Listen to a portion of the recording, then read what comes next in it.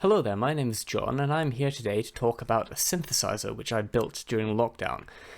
I was inspired to do this by the YouTuber Look Mum No Computer, who makes all sorts of DIY electronic projects during periods of procrastination in between studying for exams back in May, and I came across a few how-to tutorials on building modules.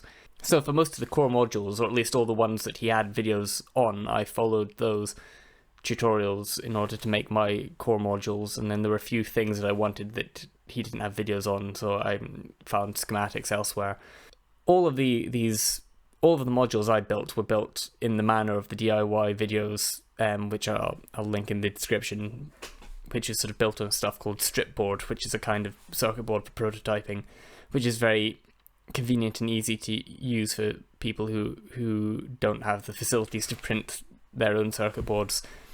There are a few modules which are being sold on the Look Mum No Computer website as sort of pre-printed circuit boards, which don't have stripboard layouts, but because all the circuit diagrams are available on the website, so I use that diagram to sort of construct a stripboard layout of my own. So I probably wouldn't have spent much more money if I just bought the pre-printed circuit boards, but I wanted to get them in specific dimensions to fit the casing which I'd designed. In most respects, my modules are built in the same way as the ones on the Look Mum No Computer tutorial videos, which is sort of there's a flat panel with the circuit board mounted behind and all the components mounted on them. The only difference is, because I wanted to build the frame out of some wood which I already had, and I also wanted to make it compact because I don't have a lot of space. So the scale of mine is smaller than the scale of the ones on Look Mum No Computer. And also, the cheapest panels I could find that kind of fit the scale I wanted were these, which are plastic and they're A5 size. So because these panels are not typical modular synth dimensions, commercially available modules won't fit into my synth case, although they are compatible in terms of electronics. So if down the line I suddenly come across a lot of money and could afford to buy a Eurorack synth, which is unlikely because they're very expensive, then although I wouldn't be able to put those modules into the case I've built, they would be able to interface with my module, my synth.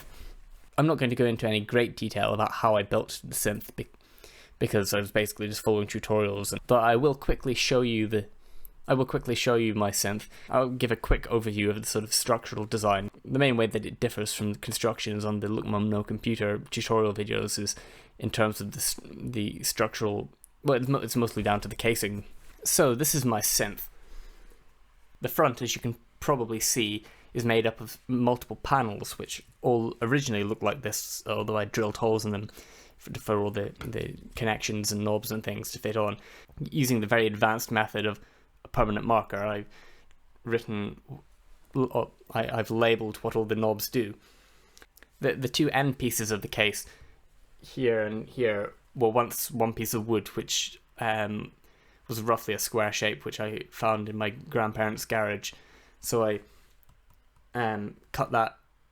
I didn't want to spend any more money than I needed to on this, so I cut that piece of wood in half to get these two sort of wedge shapes, and then sort of built the frame with a few sort of strips of a few of these sort of horizontal struts supporting the modules, which I got cheaply on eBay. And as you can see, the back of the thing is open, so you can sort of see the circuit boards. Then this is the only reason for that. It's because I didn't see any reason to build. There wasn't much of a need to build panels to cover the back and top. Because I'm mainly using this in my bedroom, there's nothing going to get in. I mean, maybe dust, but I sort of keep it flat down like this on the table most of the time, so it's only sort of a bit down the back where stuff can get in. Maybe if I choose to take this synth to gigs at some point in the future, then I might. Well, I will almost certainly put panels over the back to keep it a bit protected in transport. But at the moment, I don't need to, and it makes it easy to access, particularly for sort of tuning the oscillators. Okay, so here is the synth from above. I've given it a few minutes to warm up because it's an analog synth and the pitch can shift a bit.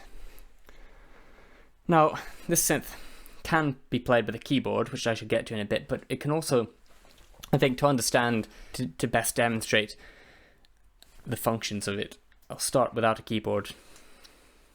So to start with, we'll just listen to an oscillator. This is just, well, as you can see, there are 3 oscillators. Each one has 3 different waveforms. We'll start with the triangle waveform. And as is the case with Mum No Computer's design, there is a main tuning knob in the middle. I also added a fine tune knob, which is the main one is 100 kilo ohm. I think if I remember rightly, it's 100 kilo ohm potentiometer. This one's 10,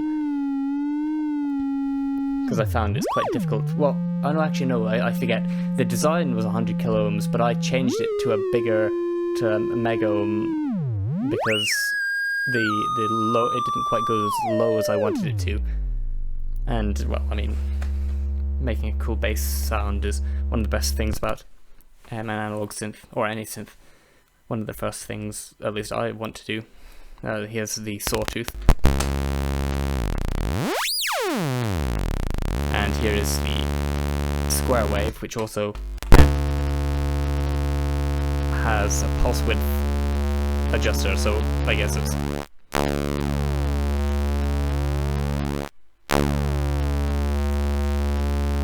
I'm not sure exactly how pure that is. Probably after the oscillator, the second most important part of a synthesizer is the filter, or in some cases multiple filters.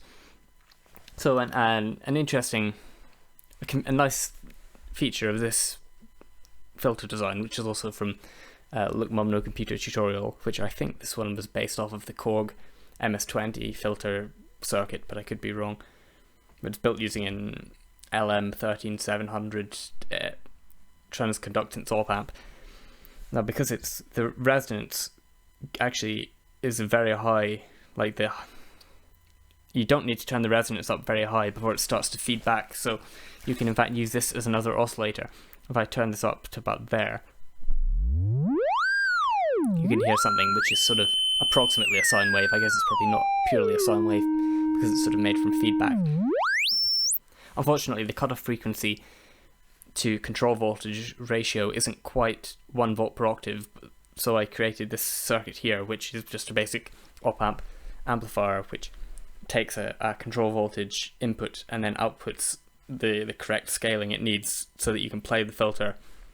If you take the pitch output from a keyboard, you can play the filter as an oscillator, which unfortunately means you can't use it as a filter at the same time, or well, you can to a limited extent, but anyway, turning off the resonance. Obviously, one of the first things you might want to, one of the most obvious uses is of a filter.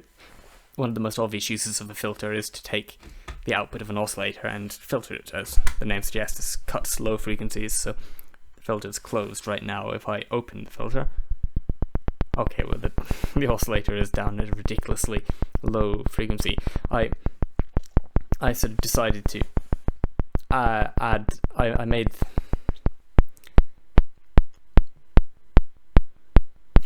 replaced the pitch potentiometers on all of these with bigger values, although each oscillator isn't quite the same range. I think maybe this one's got a bigger value than the other two,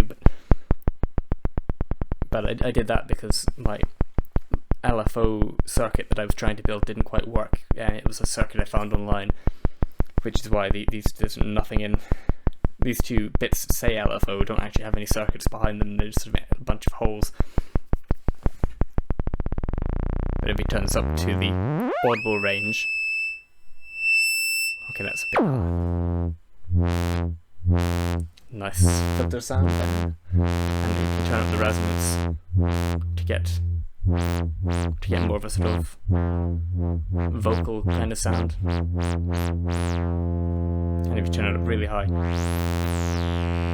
can sort of hear that feedback sine wave at the top as well.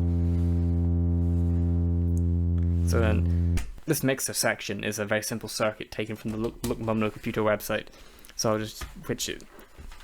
It's a convenient thing to have. Well, it's an essential thing to have if you've only got one filter, because it means that you can combine multiple oscillators into one signal path.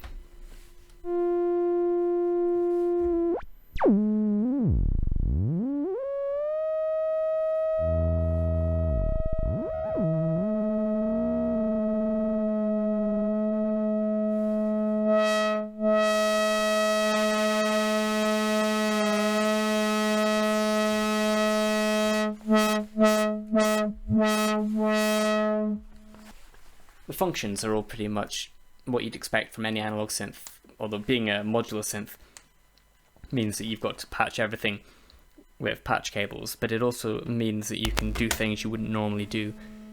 I'm not going to go into too much. Like, for example, you can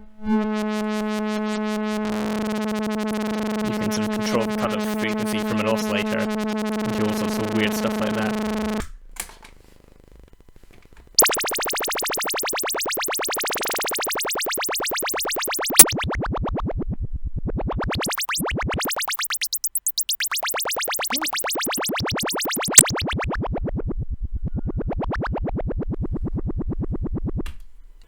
So now I've introduced the Arturia key step, which is a controller keyboard with a lot of different outputs and inputs, which conveniently has CV or control voltage outputs, which is useful because it means you can control analog modules without having to buy a very expensive MIDI to analog converter.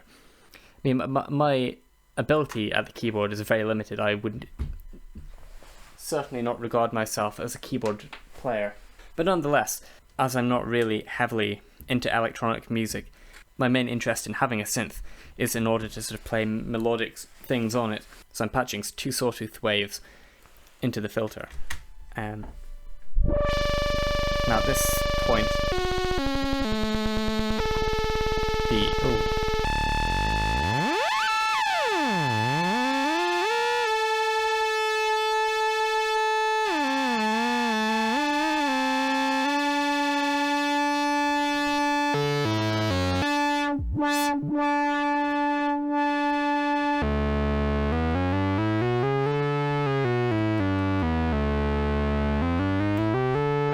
Now, I'm sure it hasn't escaped your attention that the oscillators just produce a constant sound, so in order to have it come on and off when you play the keyboard, you need a voltage-controlled amplifier, which is what these two semi-modules are. I mean, this is all one panel because these are all sort of core things, and I figured there's no point cutting the panel up into smaller modules when I'm going to need all of these components anyway.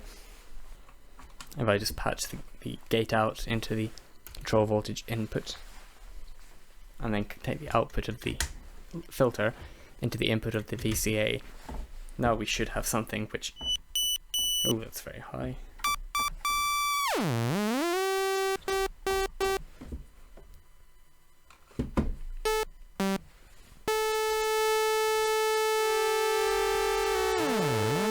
And something... I'm not quite sure why, but the VCA, the signal gets quieter when it goes through the VCA. Must be something to do with the resistors that I've got set up, but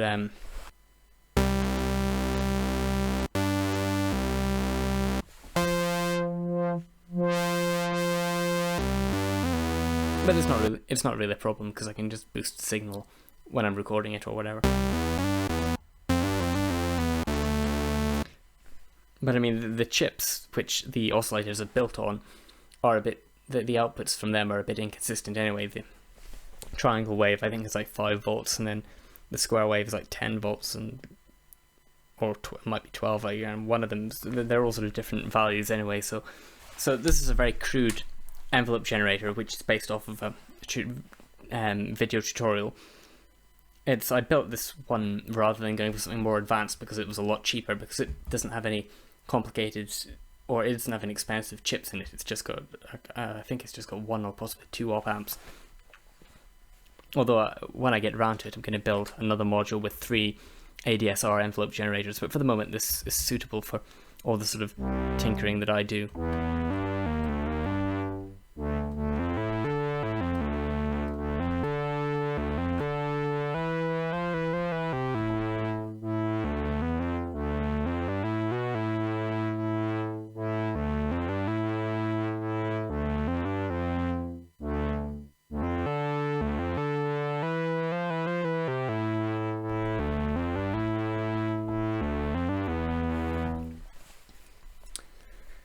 I won't spend a long time playing because I'm not really much of a keyboard player, and also this is mainly just sort of to demonstrate the instrument.